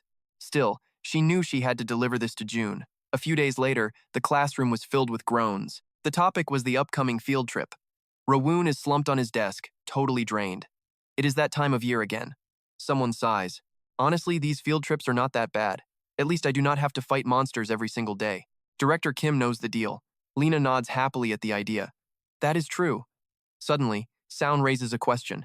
But why did the destination change so fast? I thought we were heading to the United States. Jang starts to speak, but June suddenly bursts into a fake coughing fit to distract everyone. What the? Are you okay? Sound asks, concerned. June does not answer. He just sweats nervously, thinking, why? Because I changed the location myself. His mind flashes back to talking with Lena. In the memory, Lena asks him pretty skeptically, so, you are asking me to change the entire location of the field trip? June had replied, his voice wavering slightly. Is that asking for too much? He needed a rock-solid excuse. Luckily, Lena agreed faster than he thought. I can make this happen, she promised. Japan was already on the shortlist. We will just tell the students there was a massive error with the booking. Meanwhile, June was already planning how to level up his pet. Fafnir Lena's voice suddenly snapped him back to reality. I will hit you up once the logistics are handled. Having won his goal, June beamed with gratitude. Thank you. That is definitely the move. Back in the real world, June fell into a deep trance. The original goal was Lake Chuenji in Nikko, home to one of the 3 legendary waterfalls in all Japan. But that zone was currently under a hard lockdown. Dangerous monsters like the Tengu were basically running wild there. That is why they pivoted to Okinawa. Heading into a lockdown zone for a school trip would be suicide. Plus, June had to stay under the radar. He knew which monsters spawned there. This was the ultimate regressor cheat code. Suddenly, Rowoon's voice cut through his thoughts. He looked way too suspicious. You know, every time you make that face, you are starting trouble. Am I right? Jae-hun finally snapped out. No way. You are the real troublemaker here, June retorted. Rowoon turned serious. So, why are you trying to sneak off this time? June flinched, guilt written everywhere. I just need some rest. He quickly flipped the script. We need supplies. Should we split into teams? I am getting seriously tired of you dodging my questions. She sighed. You really won't tell us, will you? June smirked. Fine. Let's play a game to pick teams. Ina immediately whipped out her phone. I will start the draw, Ina said. The second she put the phone down, Rowoon clasped his hands. Please let me get the food. Let me handle the snacks. Jang jumped in too. Me too, food team. In a flash, Ina revealed the results. Done. AA and Jae-hyun are on food. Rowoon and Sound got equipment. Yong and the others were stuck with entertainment. June nodded. All right, teams are locked. He looked at Ina. Ready to roll? Ina suddenly felt shy. Inside the supermarket, staff were yelling about free samples. It was rush hour, and the store was totally packed. June and Ina walked through the aisles shoulder to shoulder. June stopped at the canned goods. He grabbed some kimchi and spices. This should be enough, right? Suddenly, Ina stopped him. Don't buy that junk. It is terrible for your health, June protested. But it is a field trip. We should live a little. Ina stayed firm. No, she looked confident. I will cook you something better when we arrive. June smiled, surrendering. Yeah, instant noodles can't beat your cooking. Let's find something else. Her heart fluttered at the compliment. Okay. As they shopped, a nearby student recognized them. Hey, isn't that Minhun and Sioina over there? Another student whispered back. Yeah, they are super famous. A freshman party that is already outperforming the seniors. The whispers got louder. Why are there only 2 of them? Are they actually dating? Totally. Look how good they look together. They really fit. Both of them are top-tier visuals. That is true. June definitely picked up the gossip. He could feel everyone watching. Other students were also shopping. June didn't care about rumors, but he worried they might bother Ina. Guilt hit him.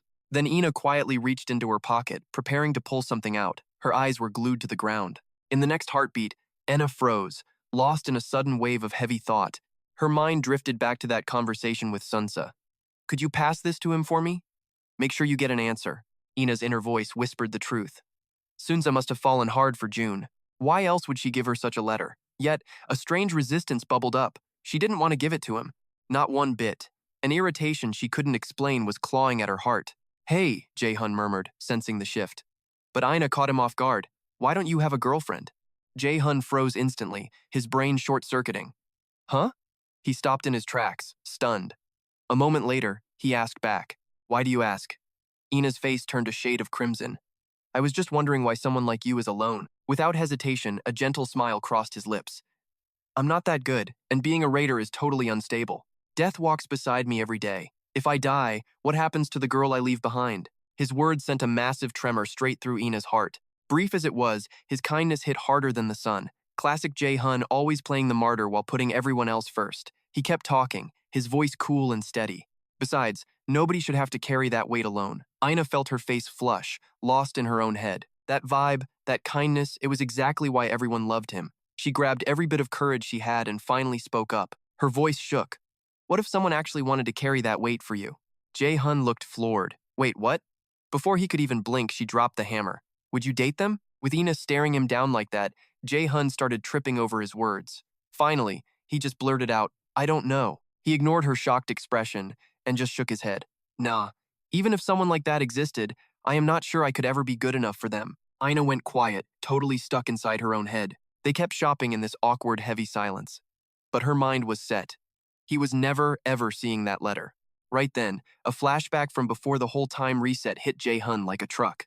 The past started blurring with the now. He remembered seeing Ina for the first time in class at MUS. People whispered wherever she went she was that talented and that hot. Time literally stopped for 2 seconds. He could still see her going full power. Back then, she was cold as ice. She trusted nobody and handled everything solo. She looked like she was always running from some invisible monster. She just bulldozed through everything. Jae-hun used to think she was making her own life miserable on purpose. Even seeing her on TV years later didn't change things. She was still a wall, a total ice queen. It took a while to learn about her messed up family and why she had to be that way. But in this new timeline, she was totally different. The walls were down. She was actually laughing with friends. Jae-hun figured that Kim Ryu-jung, and maybe even himself, had finally broken her shell. Maybe it started during the freshman hunt or those mock dungeon exams. A few days flew by in a blur, and trip prep was done. Ryu-jung's voice was literally shaking with hype. "Okinawa, here we come. This is going to be epic." Jae-hun, though, was totally zoned out while they hopped the bus to the warp center. Kim Ryu-jung, watch it. Seeing her act a fool made him let out a massive sigh. She is honestly a lot. Then it hit Jae-hun. "Wait, our group has gotten huge lately." Ryu-jung started shouting, all impatient. "Move your butts." From the back, Hoon asked quietly, "What is the matter?" "Just thinking about our massive squad." Jae-hun blinked, shocked he guessed right. "How did you know?" Hoon just smirked because you were staring at everyone. Then he got serious. "I feel the heat too. We are way too famous now." Hoon was saying exactly what Jae-hun was thinking. The director is on our backs, and the media thinks we are the future of MUS since Cheon vanished. Jae-hun cracked a joke just to kill the awkward vibe. "But were you not always the superstar?" He was moving so slow that Ryu-jung finally snapped. "Hey Jae-hun, move it. Okinawa is calling." Jae-hun sighed. The favoritism was real. "Why am I the only one catching heat?" He gave in anyway. Yeah, I am coming." Jae-hun hurried onto the bus and scanned for a place to sit. Plenty of empty rows. Tons of room. "I can sit wherever." He grabbed a spot and just crashed into the seat. Suddenly, Ina stood up. From across the way, So-yoon turned around, eyes narrowing. "You always sit in the back." Lee Jae-sang. She called him out so fast he started stuttering. But before he could even talk, something else caught So-yoon's eye. She saw something totally wild. Ina walked up and asked the one question that made everyone freeze. "Mind if I sit here?" So-yoon could not believe her eyes. Her jaw literally hit the floor. What was even going on? Next to her, Jang looked just as confused, but for totally different reasons. In a heartbeat, So-yoon's radar went off. She smelled a secret romance. "Hey, Lee Jae-sang," she whispered, poking him. "Is the vibe between them not totally different today?" Jang just blinked, looking completely clueless. "Huh? What do you mean? They are just sitting next to each other." He shrugged. So-yoon sighed, knowing she was talking to a brick wall. Forget it. Still, she squinted at them with massive suspicion. She made a note to watch them like a hawk. Something fishy is definitely going on here. As the bus engine roared and the trip started, Jae-hun stared out the window with sweat on his neck. Damn it. He felt so incredibly awkward sitting this close to Ina. Everything that happened a few days ago was looping in his head. Basically, that whole vibe back there? Total confession territory. He prayed it was just a massive misunderstanding or her awkward social skills, but the tension was thick. Staring at Ina, June saw the truth written all over her face. His gut twisted. This was a massive headache he definitely hadn't planned for in his mission. Jae-hyun was on a mission. Cold revenge and protecting his people. He needed zero distractions and total focus to flip the script on their tragic future. He grit his teeth, burying the drama. Plus, his mental age was pushing 30 since he regressed back. Dating a high school girl felt less like romance and more like a felony. He had to stop Ragnarok first and foremost. There was zero room for high school dating drama in his life. Just thinking about it made him exhausted. Checking his ego, he slid his headphones on to block out the noise. Stay focused. He needed more power. Power was everything. But his peace was short-lived. Ina leaned in close, whispering softly against his shoulder, catching him off guard. "You listening to music?" Her being that close made Jae-hyun flinch. "Wait, what?" Before he could move, Ina asked softly and hopefully, "Can I listen too?" Then, morning hit the city streets. Ro Young's eyes lit up when she saw the view outside. Okinawa. The students finally started hopping off the bus into the sun. "We made it earlier than I thought," she noted. Jang scanned the area, feeling the new vibe. "So this is Okinawa. Super peaceful." Soon snapped back. You've been here 5 seconds. What do you even know? Even June felt a weird wave of calm hit him. Well, he has a point, someone chimed in. Okinawa is the safest spot from Japan's blockaded zones. Suddenly, a loud voice boomed out. Everyone crowded around the head instructor. Listen up, I've got updates before we move. He started barking out the schedule like a drill sergeant. Today we hit the hotel to dump your gear, then we head straight to the mission site. Everything is done in squads, the instructor barked.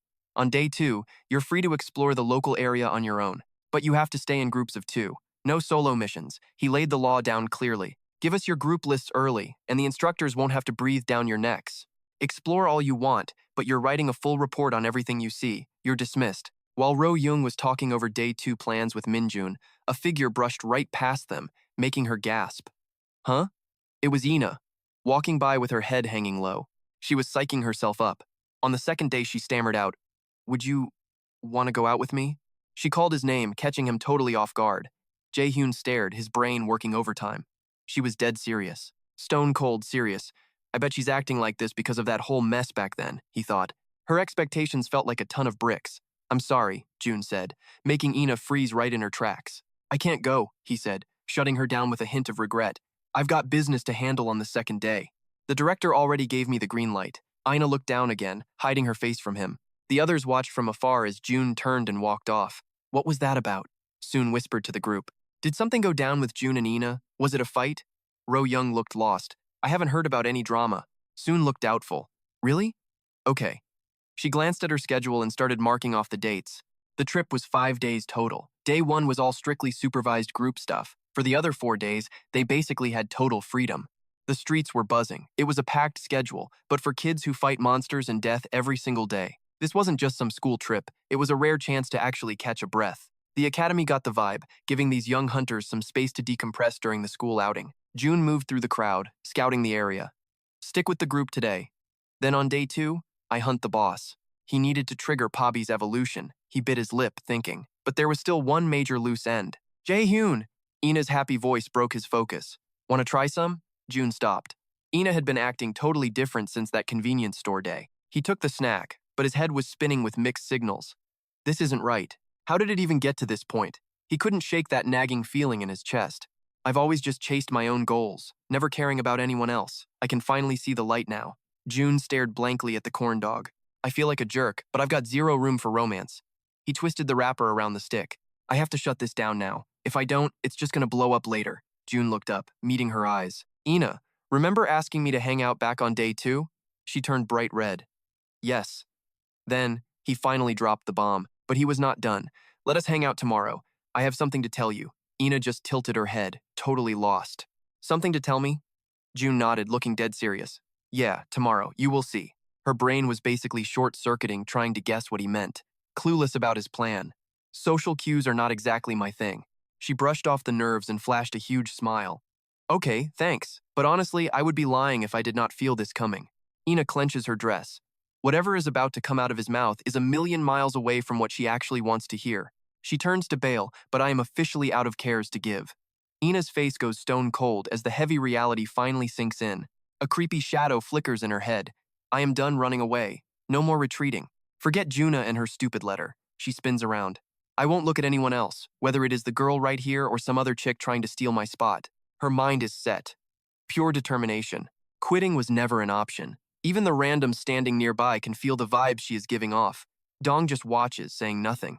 Ina's vibe around June has totally changed lately. She is acting like she has already secured that official girlfriend title.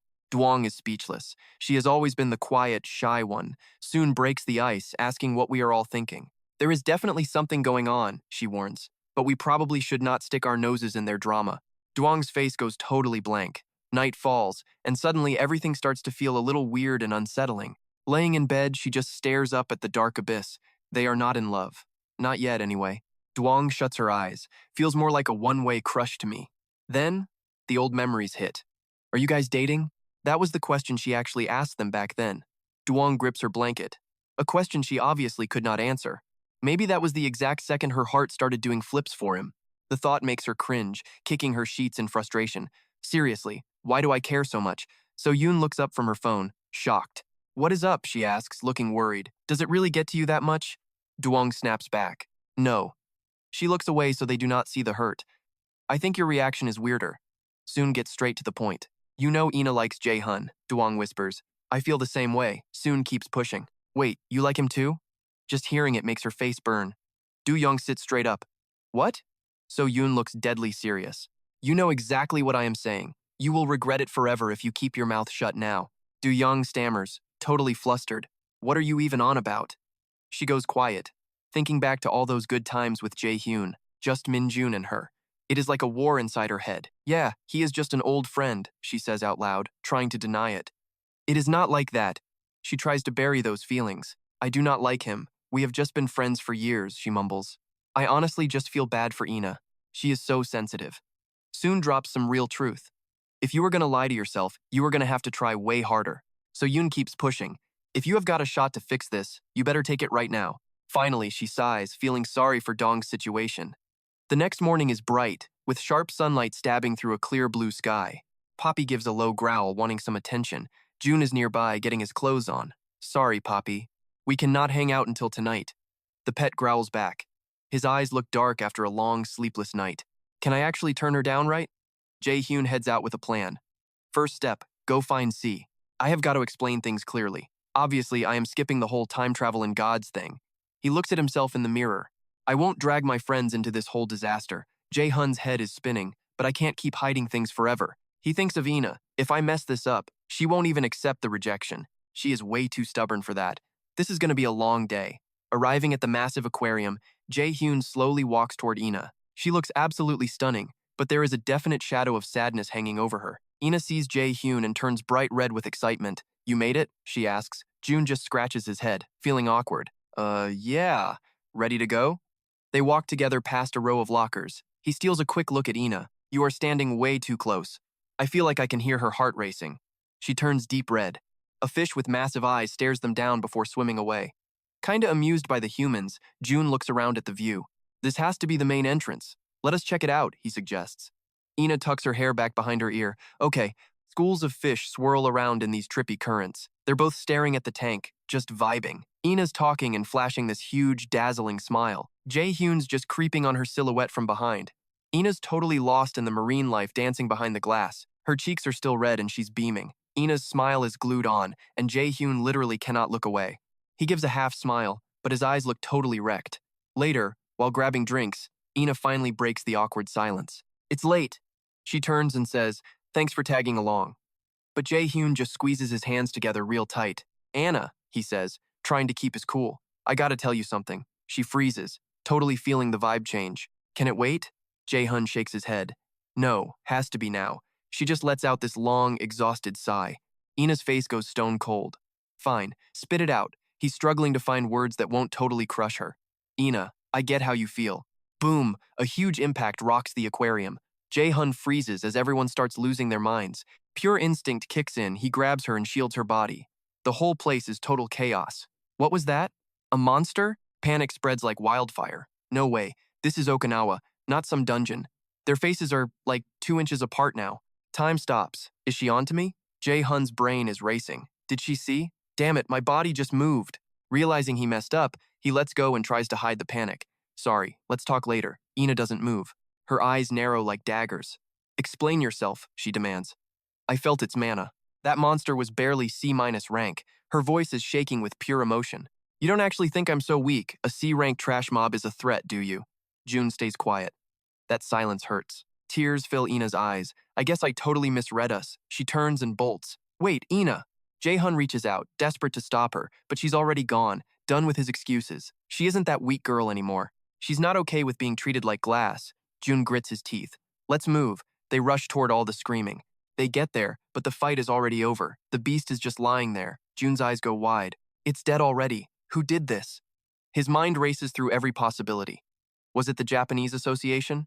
A secret master? A familiar growl snaps him out of it. Jae-hyun freezes. A small, bouncing figure walks out of the shadows. Pooh, what are you doing here? Then a familiar face steps out. Ro-young waves awkwardly. Jae-hyun's jaw literally drops. Kim Ro-jung, you killed this thing? So Oh and the others were busy. She stammers, looking away from him. I just went for a walk. Jae-hyun looks at the body, then at her. Crazy. I'll handle the cleanup, June says, calling the instructors. Ina stands back, her face totally blank, just watching him take charge. This place isn't safe. Let's get out. The three of them leave the aquarium and the carnage behind. 20 minutes later, the academy instructors have the perimeter locked down. A total containment breach. Negligence by the Japanese Association allowed a monster to slip into the safe zone. Jun paces around, phone to his ear, sounding incredibly stressed. Director Kim Jun is livid, he reports. He's demanding full accountability from Japan. Our students almost died. We have to be aggressive, Jae-hun explains to the girls. Act weak now, and every other nation will walk all over us. I've got stuff to do, Jun snaps. You two go back. He turns without waiting. We'll finish our talk later, Aina. Total silence from her. The silence between them is heavy enough to crush bones. Let's go, Ina finally says, sounding hollow. As the sun dips below the horizon, she turns to Ro Young. I gotta ask, did you really just come here to sightsee? Or was it because of us? Ro Young freezes, her smile slipping for a second. Of course not. She laughs way too loud. I just got lost. You know I have zero sense of direction. Ina studies her face and just sighs. Right, I get it. Darkness swallows the sky as they head back to their quarters. Back in the room, So Aun is drying her hair and giving Ro Young a look. Did you find them? Yeah, Ro Young mutters, kicking off her shoes. Our hunch was right. So Un looks at her softly. Are you okay? Meanwhile, at Lake Chwenji, the moon hangs high over the restricted zone. Two guards are on watch, struggling to stay awake. Damn it, one grumbles, yawning. How long do we seriously have to stand here? The other guy replies, why not just send a raid team and wipe this dungeon out already? If it were that easy, they wouldn't have A ranks on patrol. The first guard scoffs. Plus, you heard the rumors, right? An S-rank calamity is supposed to be sleeping under these waters. A rustle from the bushes cuts him off. The very first one in history. He froze, reaching for his gun. Wait, did you hear that? Who is there? The guards aimed. This is a restricted zone, pal. Show me some ID. Out of the shadows stepped Jun, face half hidden by techie tactical shades. He didn't say a word. Instead, weird glowing energy flowed from his fingers. Skill on. Mass hypnosis. The command hijacked their brains. Fighting it was pointless. Eyes rolled back, and they dropped like puppets with snapped strings.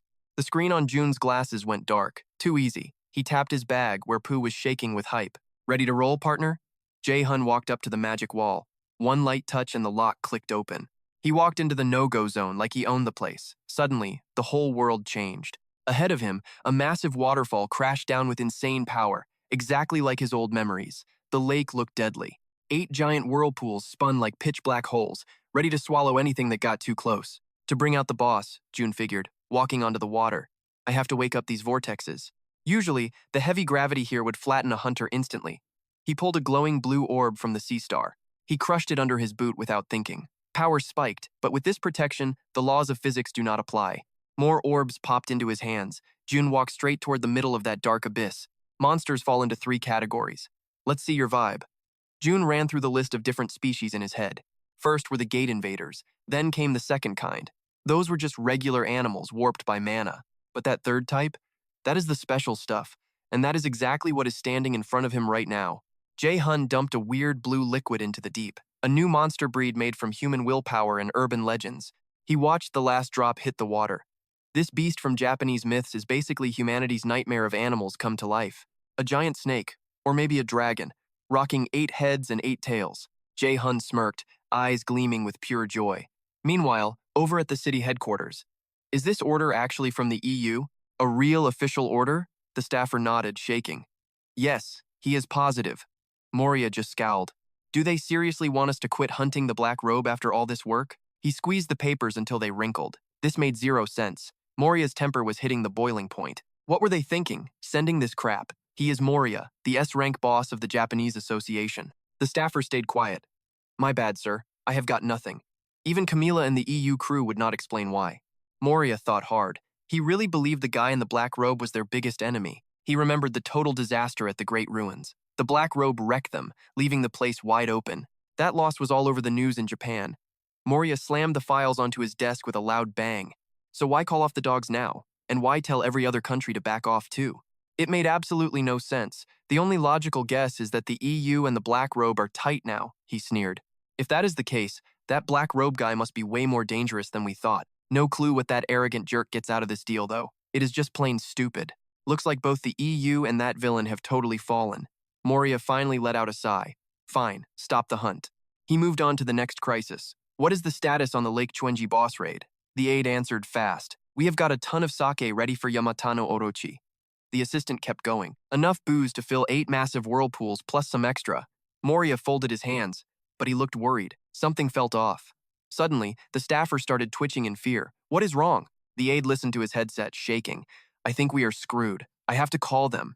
He ditched Moria, looking terrified. Yeah, I am on it. Moria heard the noise and stopped. Now what? The assistant started stuttering. Moria wanted answers. What is the deal? Is something broken? The staffer looked like he had seen a ghost. We are in deep trouble. Moria just stared. What? The news made him jump out of his seat. Yamata no Orochi at the lake just woke up. Cold sweat dripped down Moria's neck. Say that again. Why wake up right now? Right where Jae-hun is, just one day before the raid? Both of them were totally shocked. 400 jars? That is insane. The beast locked eyes with Jae-hun. The area boss, Yamata no Orochi, spotted an intruder. The dragon looked like it was laughing at him. The Japanese Association tried to kill it once and failed miserably. It was supposed to stay asleep for years. June remembered the stories, a deity made famous by ancient legends and modern comic books alike. According to the myth, the storm god Susanoo wiped out Yamata no Orochi using the power of booze. Susanoo used liquor to poison and weaken the beast. Know the myth, win the fight. June had the winning move. Since this monster was born from a legend, it has to play by the rules. It is stuck in its own story. That means he already knows how this ends. He just needs to follow the script. June stood tall against that insane power. No flinching. Totally useless, since the sea god star controls the flow. June's hand was a total shield, cutting through the waves. The water could not even touch his skin. Yamata no Orochi roared in rage. June just smirked. Water won't work on me. You've got to try harder. After that insult, the dragon went totally nuts. Jae-hyun just grinned. Good. An S-rank beast better have this much fight in it. The monster exploded with fury, spitting toxic gas that forced Jae-hyun to slide backward. His feet acted as brakes on the water. Feifi watched the whole thing in total terror. The dragon screamed, totally losing it. June grabbed the bag with Feifi inside and tossed it away. The little guy tumbled safely onto the shore. Stay there and watch, Feifi. Jae-hyun flashed a cocky smile. I am ending this right now. Jae-hyun readies himself to slay the Yamata no Orochi. This win is the key to his next evolution. The beast uses the twin terrors of water control and lethal poison. This snake's ultimate weapons are its power over water and its insane toxicity. Strange energy surges from its massive body, ready to drown the world in poison, but green flames erupt around Jae-hyun like a ghost aura. The grace of the boar kicks in, canceling every single status effect the monster throws at him. You are a total mismatch for me. Jae-hyun scoffs, launching himself off the water. As the attacks close in, he rockets into the sky in a gravity-defying leap, totally useless. His indomitable will skill triggers, making the poison worthless. Jae-hyun moves with blinding speed, forcing the huge Yamata no Orochi to look up. Holding the Sea Spirit Stone, he takes command of the very flow of the currents. Jae-hyun twists the water into a violent whirlpool, turning the beast's own domain against it. From the sky, he drops like a meteor, aiming for the heart of the Yamata no Orochi.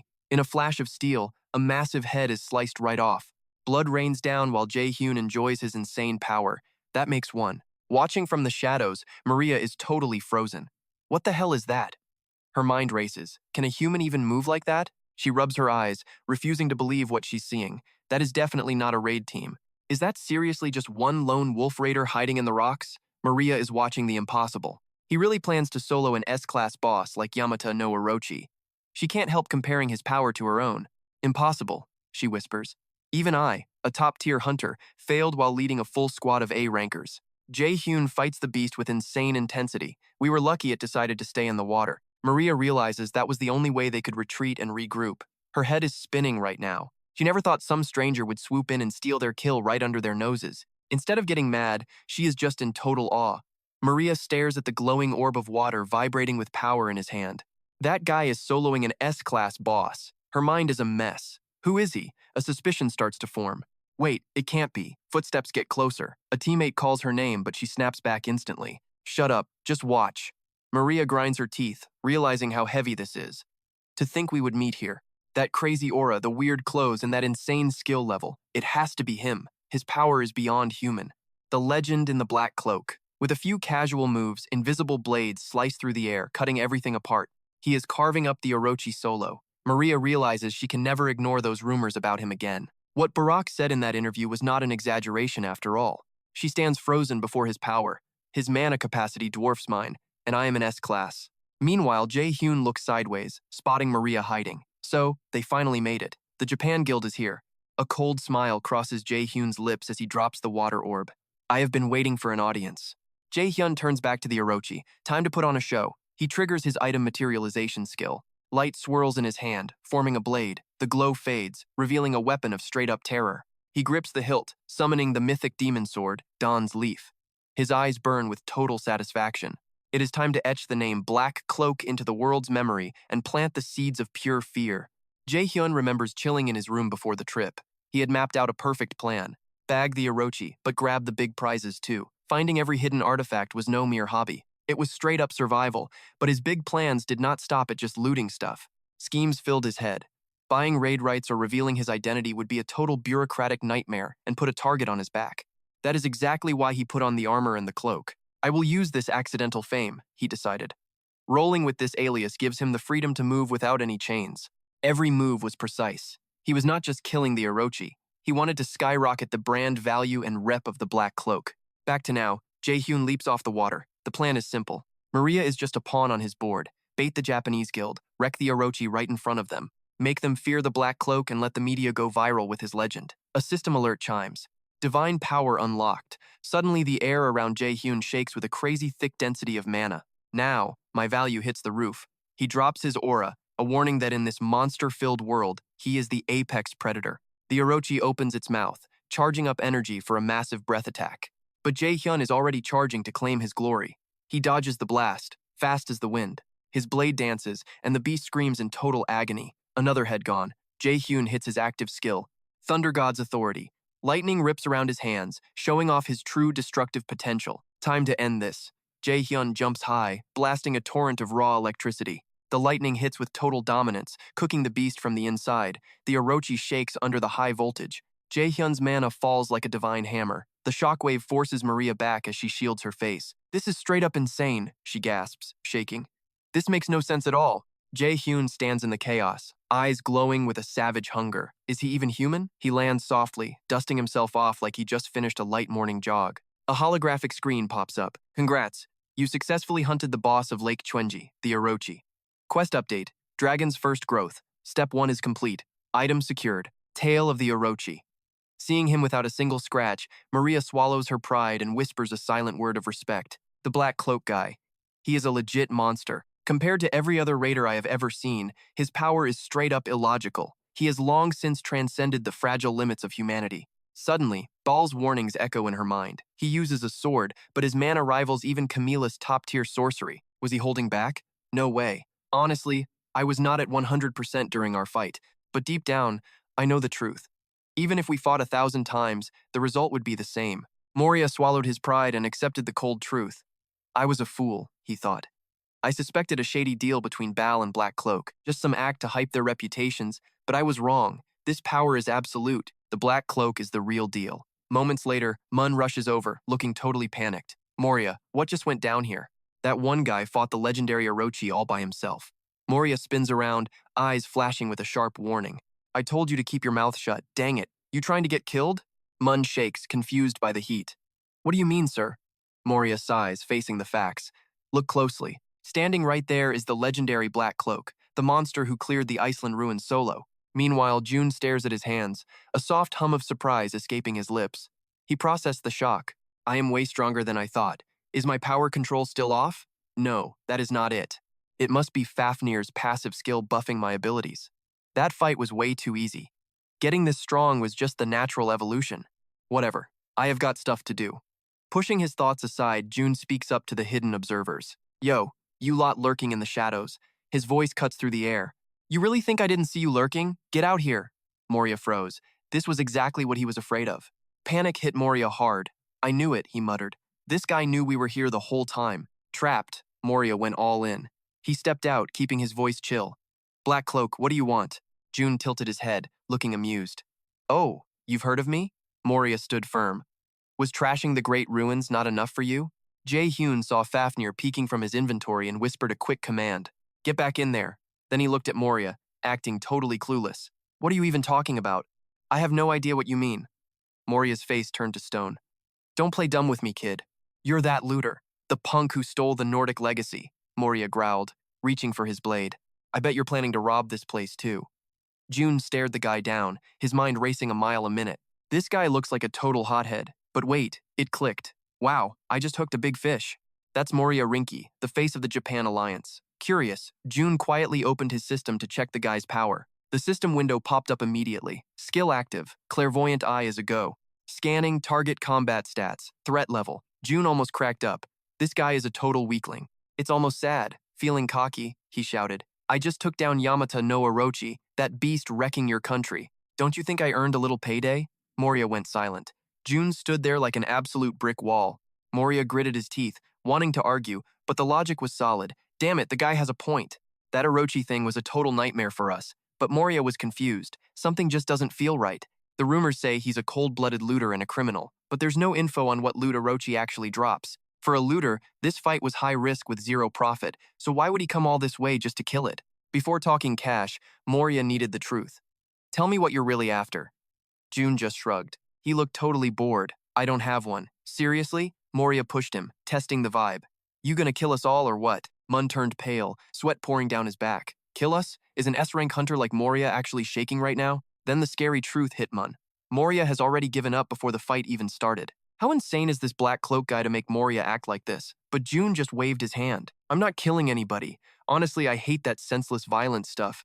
Moria breathed out, relaxing a bit but still staying alert.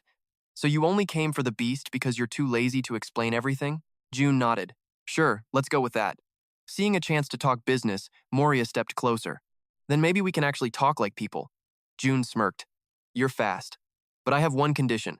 Moria froze up, his brain going wild. Here it comes, he thought.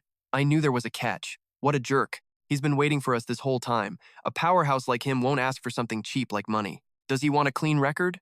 Or political asylum? For a guy like him, anything is on the table. Whatever it is, I can't piss him off. Seeing how stiff Moria was, Jae-hyun laughed. Dude, relax your face. No need to look so stressed out. But Moria couldn't chill. All his internal alarms were screaming. This guy is a monster I can't even touch. June let the silence hang for a few painful seconds. He loved watching the S-rank hunters squirm. I want you to write a news story about me. Moria's jaw hit the floor, totally shocked. What?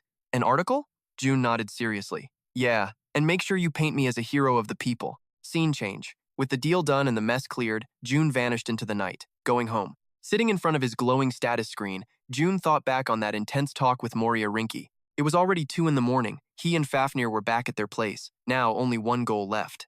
Fafnir's ultimate evolution. He had put it off to meet Moria, but destiny won't wait forever. A new alert popped up on his screen. The system hit June with a sudden, super important question. Do you want to teleport to Dragon Valley to finish the second part of the Fenrir evolution quest? He thought about the choice for a second. His mind was set. June looked at his beast.